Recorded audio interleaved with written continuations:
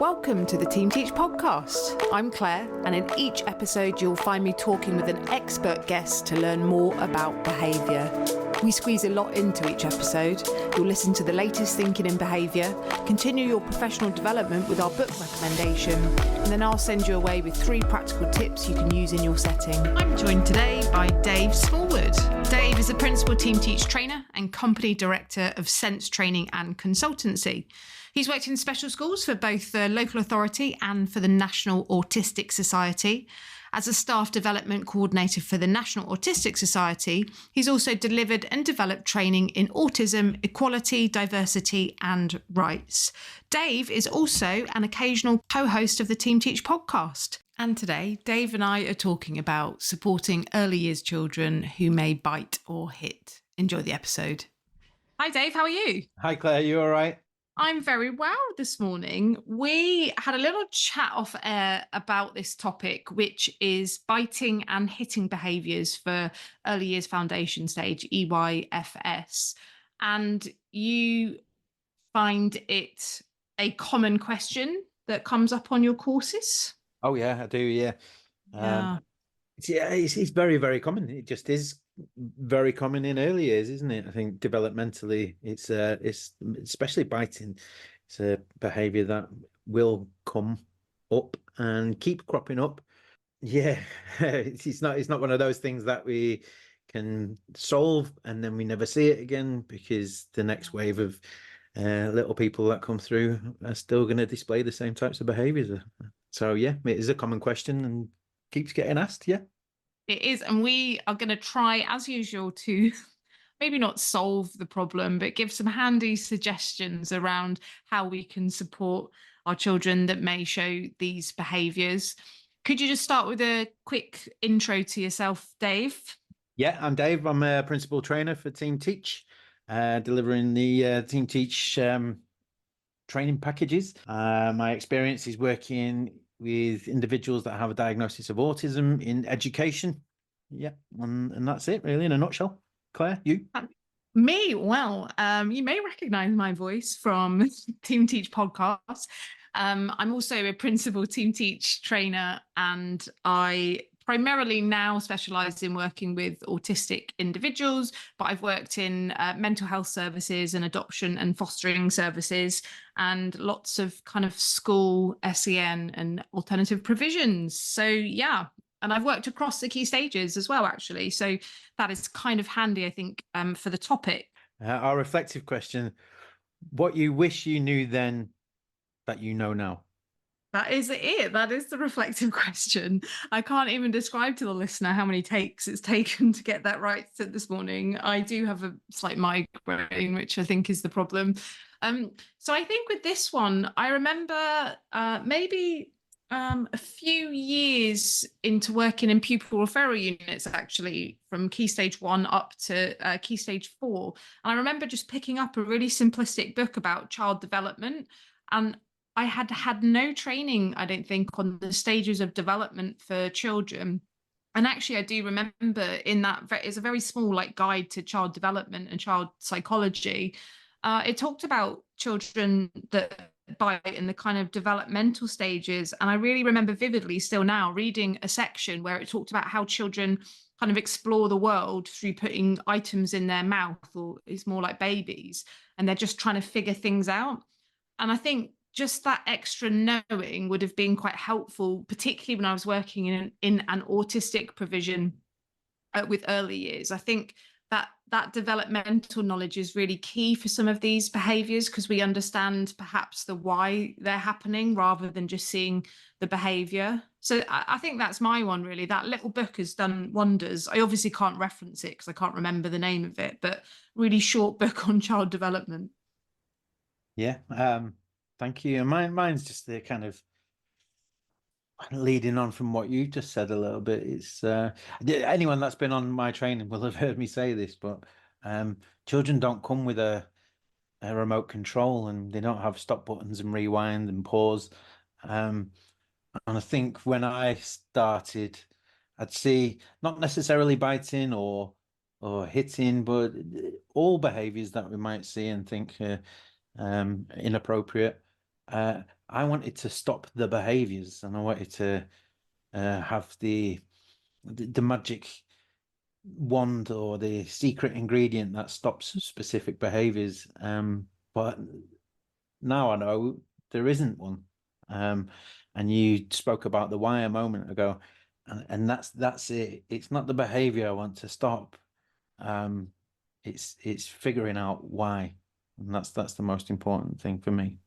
Yeah, that understanding of the why. And I think what's often really interesting with early years children is they have often no idea of the why as well. Why did you do that? I don't know. So I think we often have to start to be the thinking brain for the early years child that's showing biting or hitting behaviors to try and figure out what the trigger is, because they often really are not able at that point to be able to beautifully express it. And I do think that we sometimes have a bit of an unrealistic expectation about children being able to not necessarily take responsibility, because I do think at even at the early years age, children can take some responsibility, but actually just understanding what's going on inside themselves, I think, is really tricky. Yeah, I think they can take responsibility. We put a lot of responsibility on children, Mm. and especially at early ages. They will take responsibility for it eventually, but we can't put all the responsibility on them right now. And you're right, we do have to be that thinking brain, and we do have to think about the reasons why they're doing it. And I think, generally speaking, there's not going to be that many, is there really? I mean, it's a communication. A lot of it comes through sharing. I want that toy, or mouthing objects to just feel what they like and see what that is. Maybe a sensory need that needs to be addressed. And they're three, like frustration, four things there that might start to drive this behavior, give us something to work with. If you work with parents and carers, our family engagement training equips you with the skills, knowledge, and understanding to build positive relationships. Help your families understand and support their child's behaviour, recognise the challenges and opportunities in your organisation, and receive an exclusive range of resources you can use to practically support your families. Take a look at this exciting training option on the Team Teach website. And it's actually, if you think about biting as a behaviour in that age group, it's really, really effective to get your need met. So you're, wanting a toy. You haven't quite learned yet around asking, or maybe that child's already a bit escalated. And the easiest thing to do to get the toy is to bite the arm, the child lets go, I get my toy, I get my gratification. So you can see actually it's an extremely successful behavior if it's, around those things. Equally, if you're feeling really frustrated, then lashing out very quickly, going from zero to hero, again, will get people out your way. And maybe you need space but can't articulate it. So I think when we're thinking about these behaviors, understanding the why is really important, but also knowing that actually there's a need there somewhere. And actually, in some strange universe, by showing a physical behavior, that need is getting met, but it's not a good way, because it's unsafe and unkind, like all of those things. But yeah, it does serve its function sometimes. It does, it does. And I don't want the listener to hear me wrong in what I say, but it is a need that needs to be met. They've found a tool that's effective in getting that need met. So we need to find out a way of meeting that need without them doing, without them needing to do that. But when I say I don't want people to hear me wrong, I'm not saying that it's okay just because there's a Yeah. need to be met. It's not okay. Biting is not okay. Hitting out at people is not okay in a school. So it does need to be addressed. But we're gonna address that by looking at why they're doing it and what that need is.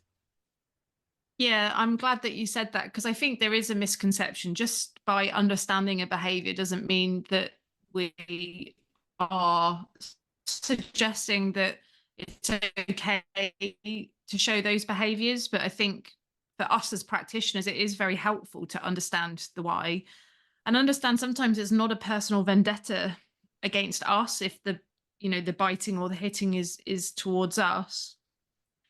I guess I just wanted to get thinking quite practically with you, Dave, because I know that listeners really like practical things, and I know that your episodes are the top two actually on the Yes, countdown of yes, at the podcast moment, yes, yeah, episodes. top two, yeah. So I think it's your at the top two. So I just think getting really practical. What can we do to help with these behaviors? Let's really go in for it. We've talked about the why, but what can we do to help? It's really, really difficult figuring out the why are they doing it, what's it serving, what need is it addressing to them, and figuring out how we can meet that need. So if it is a sensory thing, what can we put in place to Mhm. meet that sensory need? So we have things like jewelry nowadays, don't you? And Jewelry. jewelry, that's what they call it. Yeah, you I can know, nice. get on a rope around your neck and chew it to your heart's content. I've got some myself, and they're wonderful. Um, so that's us seeing what the need is and then meeting that need and giving them a different avenue to explore. Um, it's really hard because in the mainstream environment, you've got so many, and especially at that Mm. age developmentally, you're going to see a lot of biting, but be vigilant. Understand who who might bite. I'm trying to be diplomatic in the way I say this, Mhm. and think about where they are and the proximity to staff. I'm not saying we Uh-huh. should follow them round and uh, have our arms wrapped round them constantly, just in case they might bite somebody. I'm saying just be aware of where they are and who they're near. Um, have a behavior plan in place for those individuals that do display quite high levels of biting and hitting out. Um, get staff aware of it, and that awareness and vigilance, especially around the places. So if they really like sand play, and there's a lot of children in the sand play, uh, maybe that's where it often happens. So we place ourselves nearer the sand play so we can be there with everybody, Mm. but close enough to intervene if we need to. Hmm. It's like that episode we did around reacting versus responding, and all of those things are actually responding, because you're not having to react because so and so's bit so and so at the sand tray. You're actually able to respond because you've already positioned yourself in a place where you're able to intervene, or do what you need to do more quickly. So I think that pre-planning is key. And I think for me, I mean, I have this question so many times on courses, particularly, yeah, mainstream nursery, early years provisions. Like, what do we do about it? I do think there's something to be said about reminding people about the circles of awareness and how close we can be. And if we are being close, then thinking about our safety. I do think that's key. I've seen certain incidences, certainly, where I think giving the individual, the child, a bit more space and being further back would have actually stopped contact being able to happen, either a hit or a bite. And it's not to say you have to be 50 meters away from our children that might show those behaviors, because actually that's not practical, because you might need to intervene and guide someone away from someone. But there is just like that awareness, and a bit like you were saying, Dave, really about the placement of different children in the room. It's also about your placement. If you're doing some personal care with a child, and you've got reports of staff being bitten quite a few times during personal care, it's trying to figure out, like, why are they biting during this personal care time? What non-physical things can we put in to reduce communicating? And some of our children in early years are developing their communication skills. So it might mean that we need to use visuals. We might need to use signing for some children that access their communication that way. So some of the things we can figure out by changing processes. And I think particularly if we are having to be very close to some of our children, like doing personal care, and we're having some of those behaviors, it is trying to put things in place to reduce the likelihood of that happening. I don't know your Absolutely. thoughts on that. Yeah, I agree entirely, especially with personal care. The settings that I've worked in throughout my career, it was quite commonplace, and you did see a lot of hitting out and biting when staff are supporting with personal care and intimate care. It's very intimate, and of course, like if someone was being that intimate with me, and I hadn't properly communicated with them beforehand, and I hadn't put all the things in place. You got 3 members of staff, 3 adults watching you whilst you're having your pad changed. Imagine what that is like for that individual, and we forget sometimes what kind of impact that would have, and we have to have some kind of empathy there. I'd get upset as well if that was me. I know it has to be done, but having some thought and planning process around that, to reduce the emotional impact that it might have on somebody, is really, really important. Warning them, building up relationships, having someone with that close relationship with them might make them feel a bit more comfortable about it having being done, make the environment a little bit more welcoming. But that's just the personal care side of things. But all of these things that you were just discussing a moment ago are all brilliant, and we should be following all these things. Giving that space, planning and preparation. Planning is great for preventing things from happening. If I know it's going to happen, then I can put something in place, and we're responding to all those things. But that's not going to stop them biting. That's just going to be there to support us, and if they bite. But getting to the real crux of it, why they're biting and how do we deal with it, we have to strip it back a little bit further, don't we, and really understand that. And I think just the changes in language, I mean, it's changed across the board in recent years, hasn't it? But removing language like challenging behaviors, because that makes it about me and I'm challenged by this behavior, or changing it to behavior of concern. I'm concerned about this behavior. This individual's biting. Why are they biting? Or they're biting because they're frustrated because someone else has got there. I can do something with that. I can't do something when I'm feeling challenged by it because it's a challenge to my authority. I have to look at it from a different point of view, and we have to put the ball back in their side of the court, and we have to think about it from their point of view. I think that's really important. Yeah, that's very, very holistic, isn't it? Where we're not, well, we are trying to reteach a behavior, right? We're trying to help that child communicate in a different way.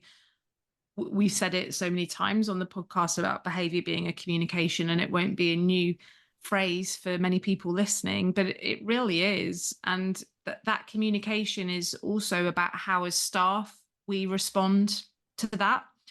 Biting and hitting are just another communication for us to try and be detectives about and try and figure out what that person's communicating through those behaviors. So it's very similar really from other things that we would look at, but I suppose from staff's perspective, often we start to get quite worried about specifically biting.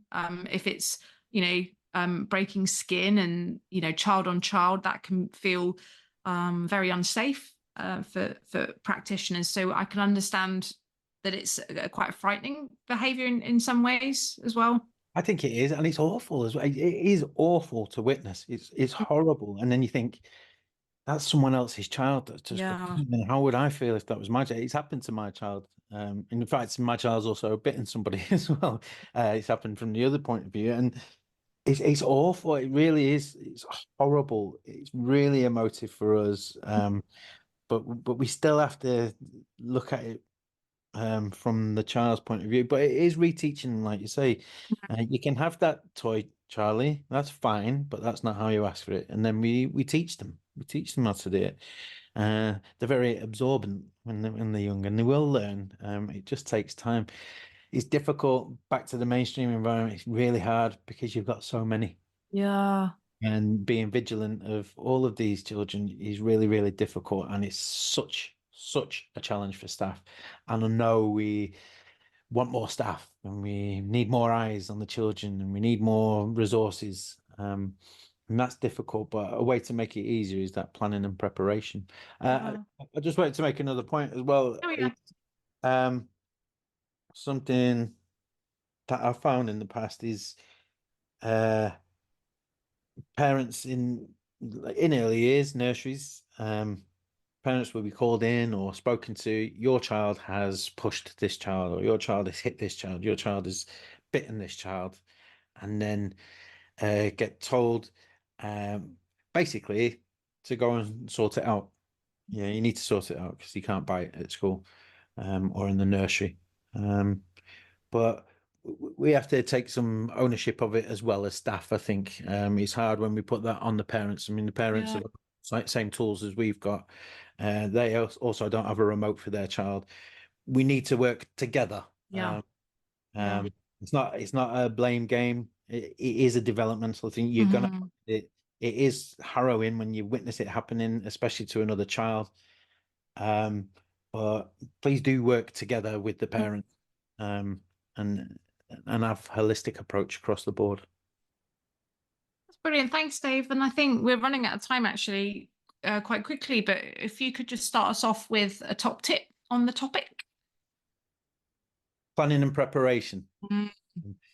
Get your plans written, do it as a team, make sure everybody's aware, be aware of hotspots, think about responses to situations, so that we're not overly reacting when something happens, and make sure they're communicated across the board, and keep your eye out for them little ones that might present these behaviors. I think that was about 20 top tips in your first one. So that's it then. I'm done then. You're done. I just also wanted to add to that as the second top tip that space, your body language, the inner circle of awareness, the outer circle of awareness, actually knowledge about those will be really helpful. And then lastly, just going back to that idea about that those behaviors are a form of communication. I know it's said so many times on this type of recording, but really that's our starting point of trying to understand it. That child is trying to communicate frustration, annoyance, I want that toy, whatever it is. And we do need to be detectives and try and figure that out, because early years are not quite at the point really of understanding their own why.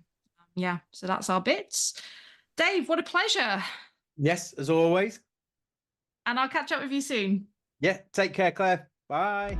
You've been listening to the Team Teach podcast. It's been great to have you here with us as we discuss behaviour, communication, and the ways we can best support those in our care. Thanks again, and I'll see you next time.